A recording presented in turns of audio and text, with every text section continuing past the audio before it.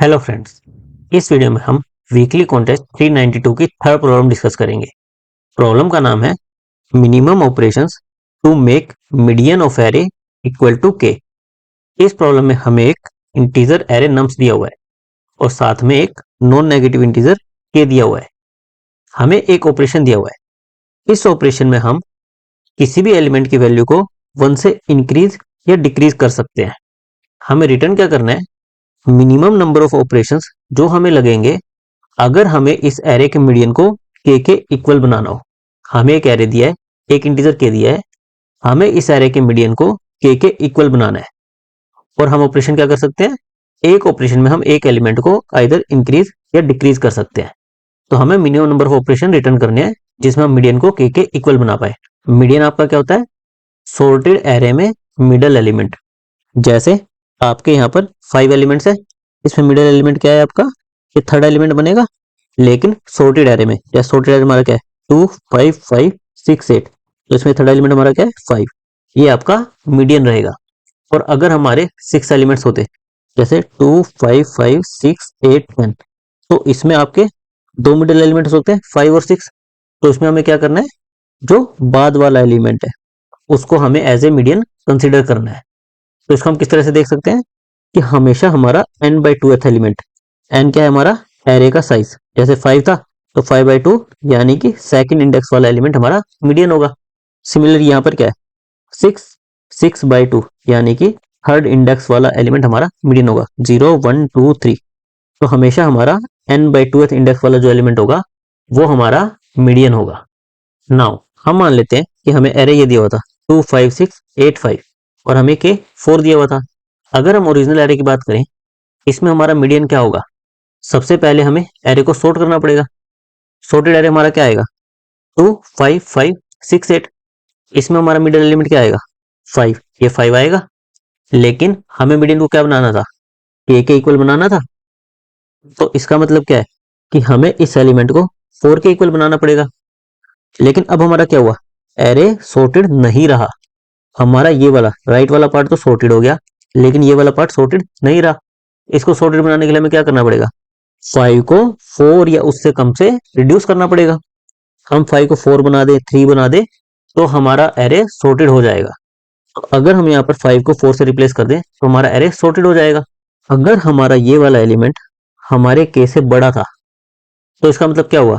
हमारे sorted array में बाद वाले एलिमेंट तो इससे बड़े ही होंगे, 4 से बड़े ही होंगे।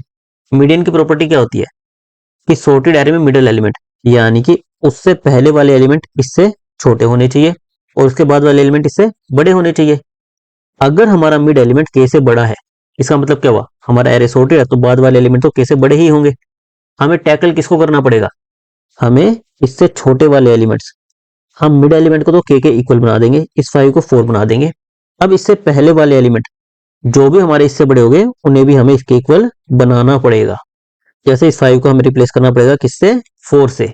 और इसके लिए हमें ऑपरेशन कितने लगेंगे? जो भी इनका डिफरेंस होगा, एक ऑपरेशन हम एक इंक्रीज या डिक्रीज कर सकते हैं।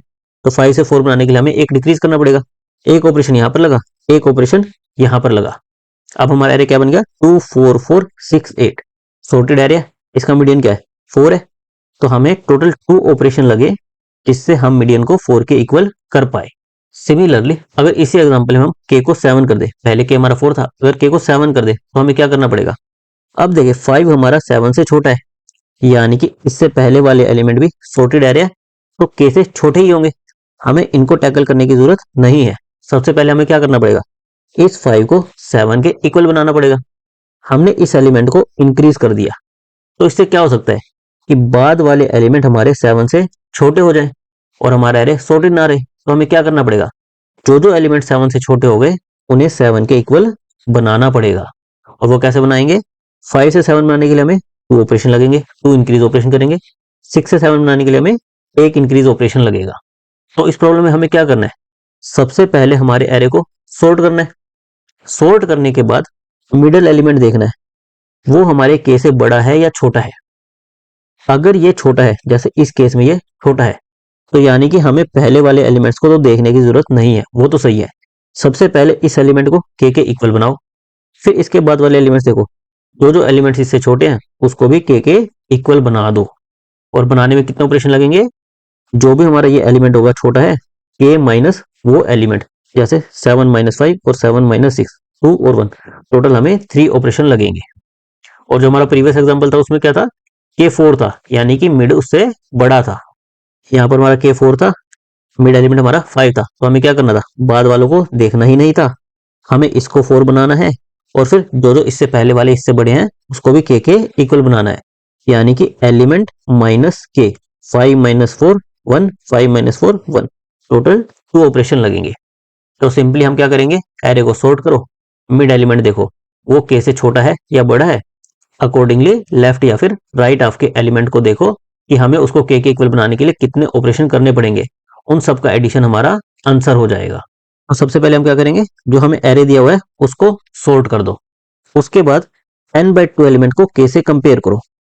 अगर हमारा n/2 यानी कि मिड हमारा k से बड़ा है तो उस केस में हमें क्या करना है, मिड से लेकर 0th इन सभी एलिमेंट को k के इक्वल बनाना है।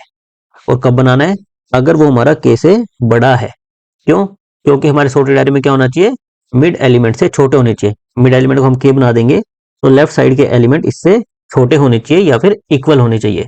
हम वही कर रहे हैं, अगर वो एलिमेंट k से बड़े हैं तो हम उसको k के इक्वल बना दे रहे हैं। और कितने ऑपरेशन लगेंगे, जो भी हमारा नंबर होगा माइनस k, क्योंकि एक ऑपरेशन में एक इंक्रीज या डिक्रीज ही कर सकते हैं। सिमिलरली अगर हमारा मिड k के इक्वल या उससे बड़ा होता तो हमें क्या करना है, हमें राइट हाफ वाले एलिमेंट्स को देखना है। तो हमने n/2 से लेकर n तक का लूप लगाया। अगर हमारा एलिमेंट छोटा है k से तो k minus nums of i, इतने ऑपरेशन लगेंगे हमें उसको k के इक्वल बनाने के लिए। और लास्ट में जो भी हमारा आंसर आएगा उसको हम रिटर्न कर देंगे। तो इसकी हमारी टाइम वेलोसिटी क्या आएगी, यहाँ से n log ऑफ n और यहाँ से हमारी o ऑफ n, यानी कि ओवरऑल हमारी टाइम वेलोसिटी क्या आएगी, n log ऑफ n। और हमें स्पेस कितना लगेगा सॉर्टिंग के लिए, log ऑफ n। उसके अलावा हमने कोई भी एक्स्ट्रा स्पेस नहीं लिया है। Thank you guys.